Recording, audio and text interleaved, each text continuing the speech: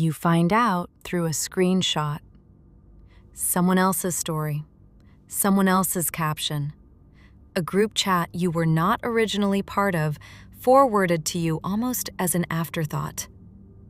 The engagement, the new apartment, the job offer, whatever it is, has already been announced, celebrated, reacted to by the time it reaches you. And underneath the surprise, underneath even the happiness for them, a much smaller, much colder question arrives almost instantly. Where was I on the list? Not if you mattered. You already know you matter in some general sense. The question is sharper than that. It is asking exactly where you landed, in what order, behind how many other people, and your body seems to know the answer before your mind has even finished forming the question. You scroll back through the thread once, twice, doing quiet math on timestamps you were never supposed to notice. And some part of you already has the answer before you finish counting. If this kind of clarity helps your nervous system settle, subscribe. PsychBond is a daily decoder for psychology, relationships, and avoidant and anxious attachment patterns, so you stop guessing. Let's name exactly what is happening here, because the instinct to dismiss this feeling as petty is strong, and it deserves to be interrupted early. Being told something last is not simply a logistics problem. It functions, whether anyone intends it to or not, as an information hierarchy. And information hierarchies are one of the oldest, most automatic ways human beings have ever tracked their own social rank. Long before anyone had a word for status, human groups organized around a simple, constant question: who finds out first? The order in which news traveled through a group was never neutral. It reflected who was considered close enough, trusted enough, central enough to be told before everyone else. Your nervous system did not invent this instinct recently. It inherited it, fully intact, from a much older system that treated information order as a direct readout of belonging. This is why being told last does not simply register as an inconvenience. It registers as data, and your body processes that data the same way it would process any other signal about your position in a group, quickly, physically, and mostly outside of conscious control. The tight feeling in your chest when you realize you were near the bottom of the list is not an overreaction. It is your nervous system doing exactly the job it evolved to do, scanning a social hierarchy and reporting back your place in it, whether or not you wanted that report delivered right now. Here is the part that makes this pattern so difficult to simply reason your way out of.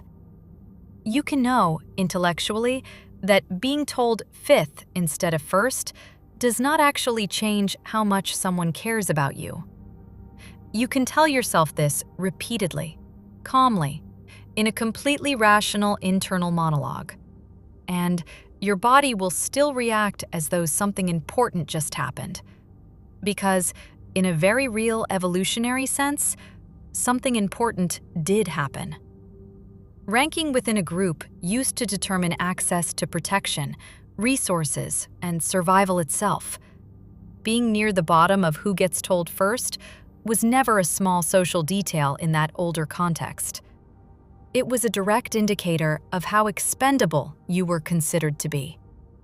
Your modern nervous system has not been updated to know the difference between finding out about a promotion 2 hours late and being ranked outside the group's inner circle of survival-relevant trust.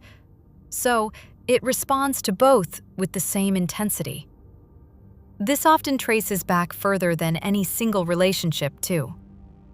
If you grew up in an environment, a large family, a busy household, a sibling dynamic, where attention and information genuinely had to be competed for, where being the last to know something was a frequent, tangible experience rather than a rare one, your nervous system may have learned very early to treat information order as one of the few reliable measures of where you actually stood.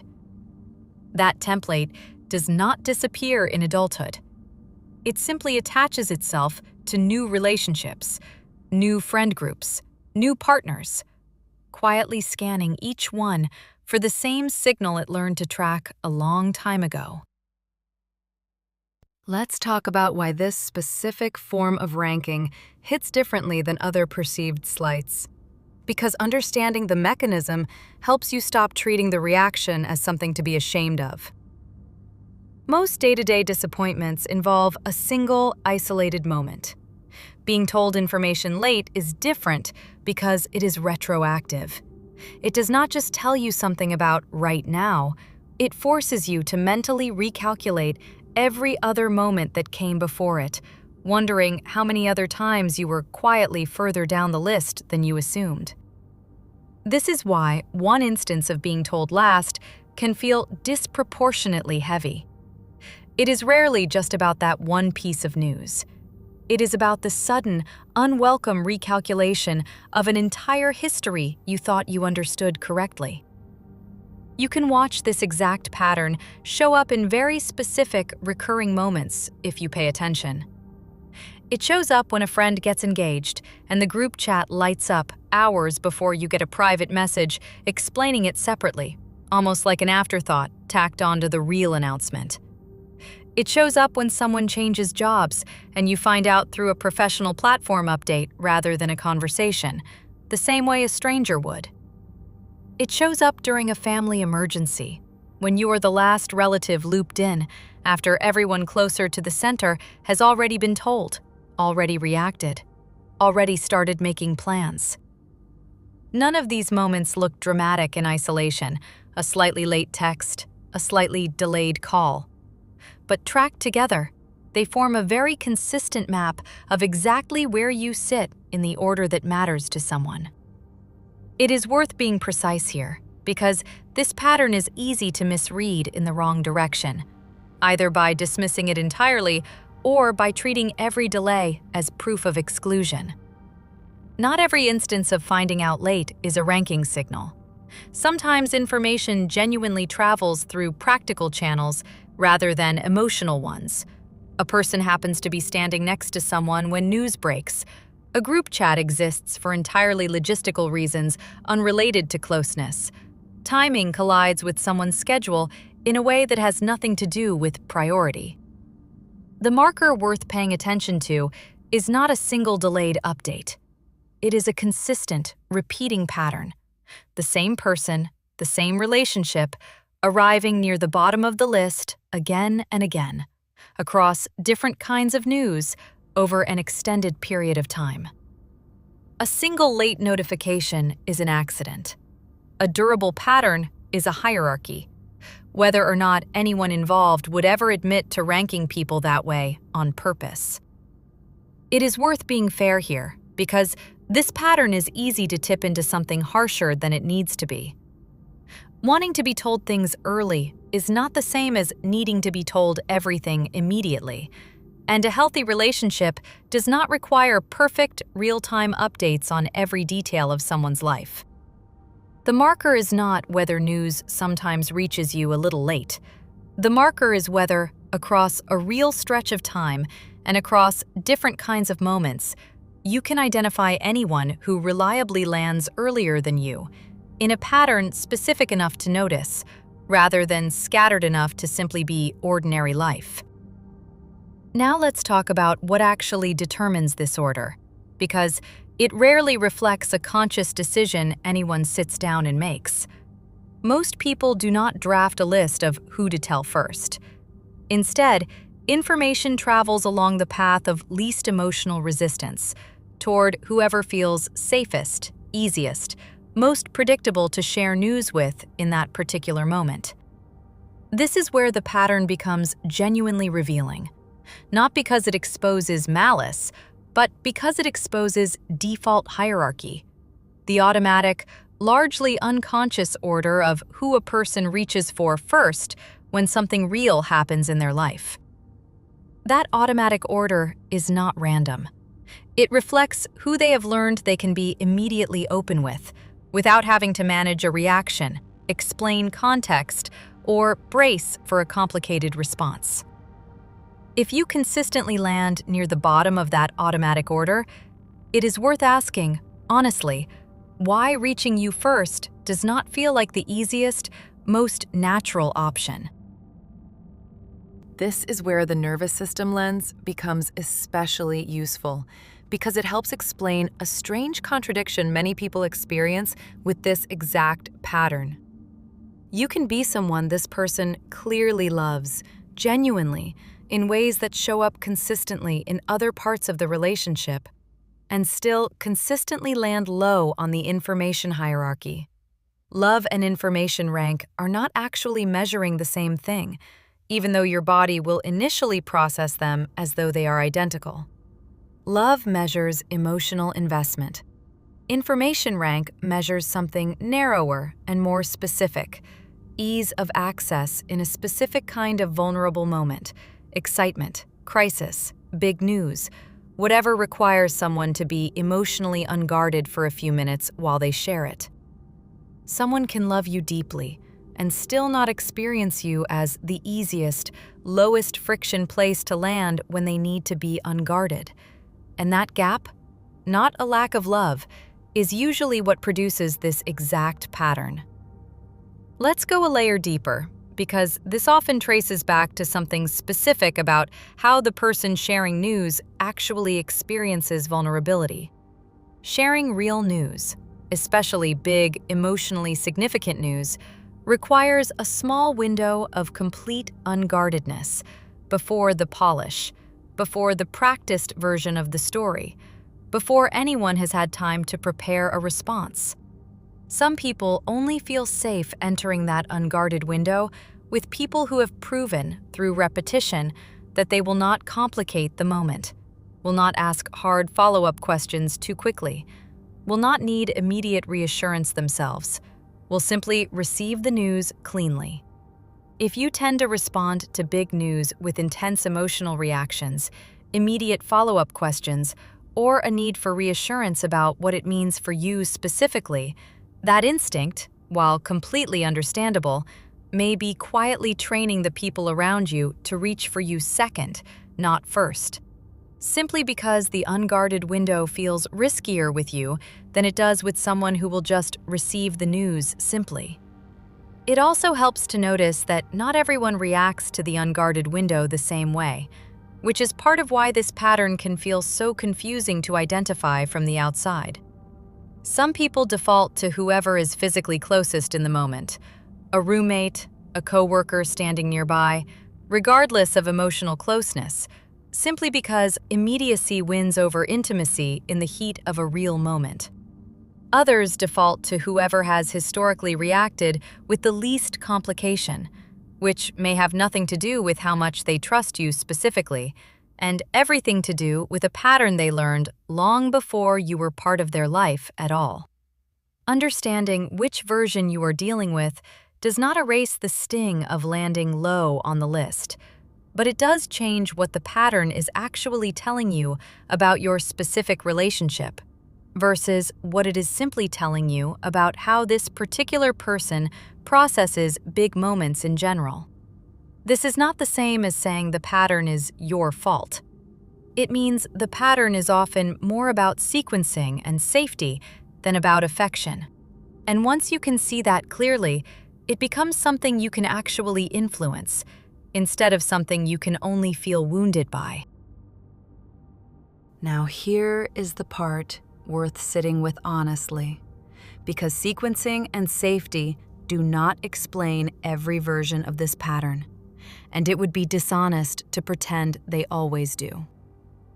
Sometimes, being told last really is about proximity to someone's inner circle, and proximity to someone's inner circle really is a meaningful signal about where you stand in their life. If a friend, a partner, or a family member consistently tells acquaintances, coworkers, or newer relationships before they tell you, despite you showing up with steady emotional safety on your end, that pattern is not about your reactions. It is about their own hierarchy of closeness, and it deserves to be read honestly, rather than explained away indefinitely. It is worth distinguishing this pattern from something it sometimes gets confused with, which is a person who is simply private about their own life in general, sharing news slowly and cautiously with almost everyone, not selectively with you. Someone who takes weeks to tell anyone about a major change, evenly across every relationship, is exhibiting a consistent personal style, not a targeted hierarchy. The marker worth paying attention to is not slowness in general. It is a specific, repeated gap between how quickly this person shares with others and how quickly they share with you. A gap that shows up again and again, regardless of how much trust exists elsewhere in the relationship. It also helps to notice whether this pattern shows up only around big, exciting news, or whether it extends into ordinary daily information too. Plans changing, small updates, minor decisions that affect you both. If the gap only appears around major milestones, it may say something narrow about how this person handles high-stakes vulnerability specifically. If it shows up constantly, in the small, unremarkable exchanges of daily life as well, it is describing something much larger about your actual position in their day-to-day world, not just their big moments. Let's talk about what this pattern actually costs you over time, because that cost deserves real attention instead of being minimized as an overreaction to something as small as timing. Consistently being told last trains a specific, corrosive form of vigilance, where you start silently ranking every piece of news you hear about someone's life, tracking whether you were early or late, comparing your position against other people without ever saying so out loud. This vigilance is exhausting, and it is not paranoia. It is an entirely logical response to being handed real, repeated evidence about where you tend to land, and then being expected to simply not notice the pattern. There is also a specific kind of guilt that can show up alongside this vigilance. Guilt for noticing the ranking at all, for caring about something that feels, on paper, so small. It can feel petty to track who found out first, easy to talk yourself into believing you are keeping score over nothing. But the size of a delay is not the size of what it reveals. It rarely stays a small detail once you start looking at it honestly, and it deserves more than being quietly explained away every single time it happens. A pattern of consistently landing last is rarely about the specific minutes or hours involved. It is about what that placement quietly confirms again and again, about how close you actually are to the center of someone's unguarded life. This can also quietly shape how you interpret silence itself. A day without an update starts to feel loaded, evidence gathering before anything has actually been confirmed, because your nervous system has learned that gaps in information are rarely neutral in this particular relationship. That interpretation is not irrational. It is calibrated, accurately, to a real pattern you have lived through more than once.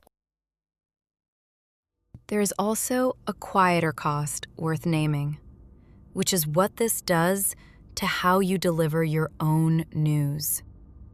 If you have spent enough time near the bottom of someone else's information hierarchy, you may start preemptively downgrading how much your own news matters, softening your own big moments, delaying sharing your own excitement.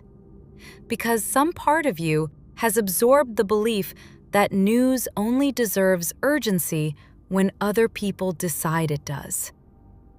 This is one of the quieter, sadder consequences of this pattern. It does not just affect how you receive information. It slowly edits how much permission you give yourself to expect real excitement in return. It is also worth noticing what happens to your own sense of self-worth the longer this pattern goes unexamined. When placement on someone else's list becomes the main evidence you rely on for how much you matter, your sense of value starts to fluctuate with every single update, rising when you happen to hear something early, dropping the moment you find out late again.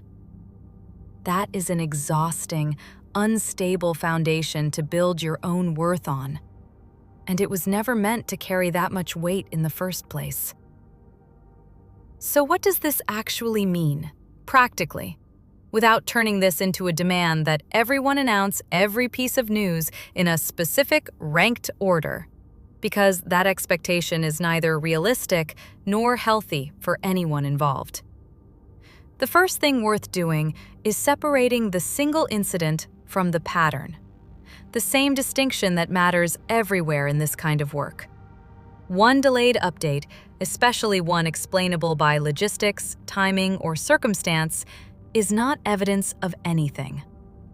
A repeating, consistent placement near the bottom of someone's information order across multiple kinds of news over an extended stretch of time is the actual signal worth taking seriously. The second thing worth doing is looking honestly at your own reaction style when big news does reach you. If you tend to respond to someone else's exciting news with heavy emotional weight, immediate anxious questions, or a need for reassurance about what it means for your own relationship, it is worth asking whether that response style might be quietly training people to treat sharing with you as higher effort than sharing with someone else. This is not about suppressing genuine reactions. It is about noticing whether your reactions have accidentally made you a harder place to land news softly. The third thing worth doing is asking directly, once, without turning it into an accusation. Something as simple as noticing out loud that you tend to hear big news later than others, and asking, with real curiosity rather than wounded pride, what that is actually about for them. Their answer, and how comfortable they are giving you an honest one, will tell you far more than continuing to silently track your position on an invisible list. There is a meaningful difference worth naming between someone who, once this is pointed out gently, seems genuinely surprised and starts making small, visible efforts to include you earlier, and someone who brushes the observation off entirely, treating your noticing as the actual problem rather than the pattern itself. The first response suggests an unconscious habit that can shift with awareness. The second suggests the ranking is not accidental at all, and no longer requires you to keep guessing about which one you are dealing with. The fourth thing worth doing has nothing to do with them at all. If you notice yourself compulsively ranking every piece of information you receive, comparing your placement against other people in a running mental tally, it helps to name that pattern honestly to yourself. This is the ranking reflex. I know this one. It is my body checking a hierarchy that mattered enormously for survival a very long time ago, and mattering less, in this specific instance, than it currently feels. Notice it. Name it. Then decide what you actually want to do with what it's telling you, instead of carrying it silently the way you probably have been.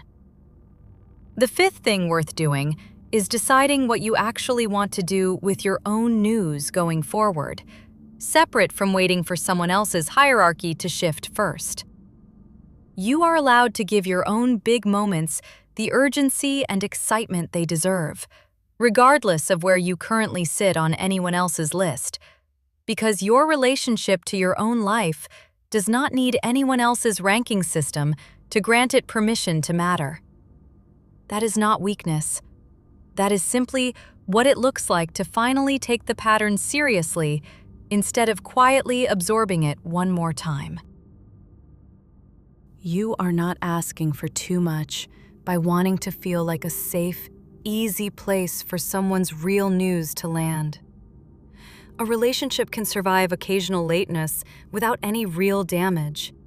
It has a much harder time surviving a permanent, unspoken order that never once shifts in your direction, no matter how much time passes or how much closeness is otherwise real.